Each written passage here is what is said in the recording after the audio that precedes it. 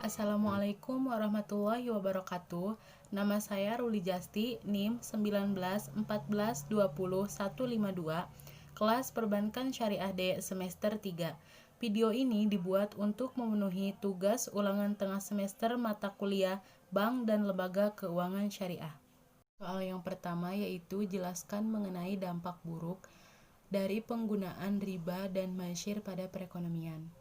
Implementasi penggunaan riba dan masyir dapat berdampak buruk bagi perekonomian, yaitu yang pertama, ketidakadilan distribusi pendapatan dan kekayaan.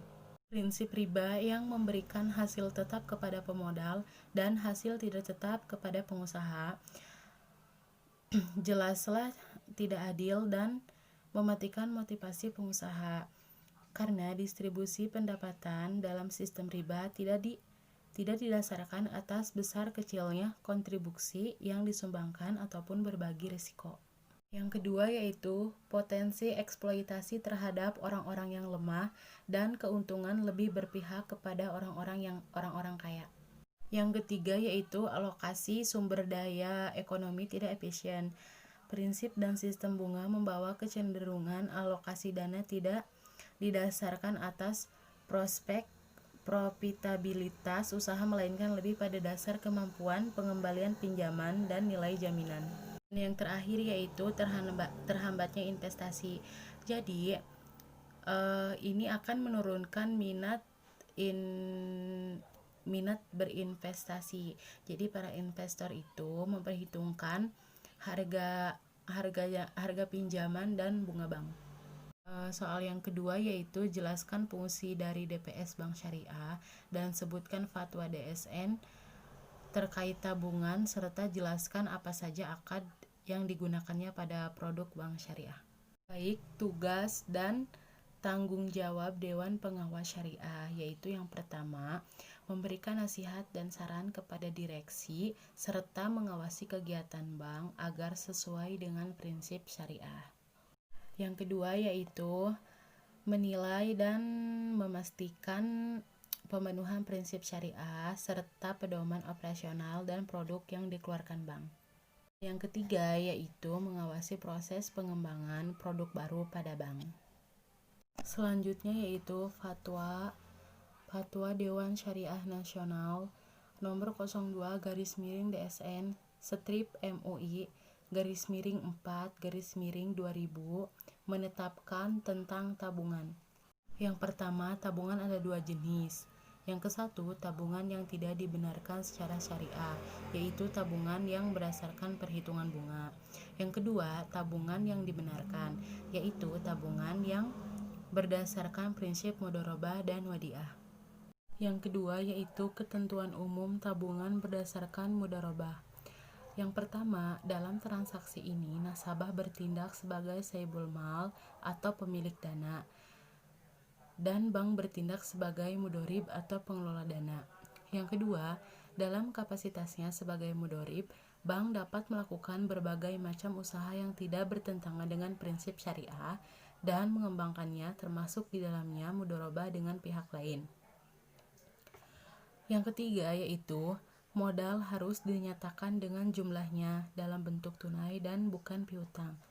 Yang keempat, pembagian keuntungan harus dinyatakan dalam bentuk nisbah dan dituangkan dalam akad pembukaan rekening. Yang kelima, bank sebagai mudharib menutup biaya operasional tabungan dengan menggunakan nisbah keuntungan yang menjadi haknya. Dan yang terakhir yaitu bank tidak diperkenakan mengurangi nisbah keuntungan nasabah tanpa persetujuan yang bersangkutan. Dan yang ketiga yaitu ketentuan umum tabungan berdasarkan wadiah. Yang pertama bersifat simpanan, yang kedua simpanan bisa diambil kapan saja atau berdasarkan kesepakatan. Dan yang ketiga yaitu tidak ada imbalan yang disyariatkan kecuali dalam bentuk pemberian yang bersifat sukarela dari pihak bank. Soal nomor 3 yaitu jelaskan mengenai kendala pengembangan Baitul Mal Watanwil atau BMT. Jadi kendala pengembangan BMT yaitu yang pertama, akumulasi kebutuhan dana masyarakat belum bisa dipenuhi oleh BMT. Hal ini yang menjadikan nilai pembiayaan dan jangka waktu pembayaran kewajiban dari nasabah cukup cepat dan belum tentu pembiayaan yang diberikan BMT cukup memadai untuk modal usaha masyarakat. Yang kedua yaitu walaupun keberadaan BMT cukup dikenal tetapi masih banyak masyarakat berhubungan dengan rentenir. Hal ini disebabkan masyarakat membutuhkan pemenuhan dana yang memadai dan pelayanan yang cepat walaupun ia membayar bunga yang cukup besar. Ternyata ada beberapa daerah yang terdapat BMT masih ada rentenir, artinya BMT belum mampu memberikan pelayanan yang terbaik atau memadai dalam dalam jumlah dana dan waktu. Yang ketiga yaitu beberapa BMT cenderung menghadapi masalah yang sama, misalnya nasabah yang bermasalah karena mempunyai hutang kepada rentenir. Yang keempat yaitu BMT cenderung menghadapi BMT lain sebagai lawan yang harus dikalahkan, bukan sebagai partner dalam upaya untuk mengeluarkan masyarakat dari permasalahan ekonomi yang ia hadapi. Yang kelima, dalam kegiatan rutin BMT cenderung tersebut lebih pragmatis, untuk lebih berorientasi pada persoalan bisnis, lebih dominan daripada kegiatan yang bernuansa idealis. Keenam yaitu dalam upaya untuk mendapatkan nasabah, timbul kecenderungan BMT mempertimbangkan besarnya bunga di bank konvensional terutama untuk produk yang berprinsip jual beli.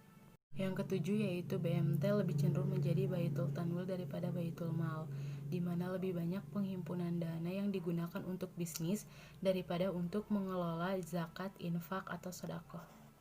Yang terakhir yaitu pengetahuan pengelola BMT sangat mempengaruhi BMT tersebut dalam menangkap masalah-masalah dan menyikapi masalah ekonomi yang terjadi di tengah-tengah masyarakat, sehingga menyebabkan dinamisasi dan inovasi BMT tersebut menjadi kurang.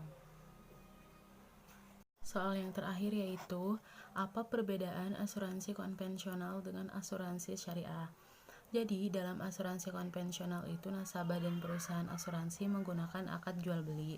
Sementara dalam asuransi syariah, nasabah dan perusahaan asuransi menggunakan akad takaful atau saling menolong. Akad ini mengikat kedua belah pihak untuk saling tolong-menolong saat salah satu pihak terkena musibah. Mungkin itu saja penjelasan dari saya, kurang lebihnya mohon maaf. Wassalamualaikum warahmatullahi wabarakatuh.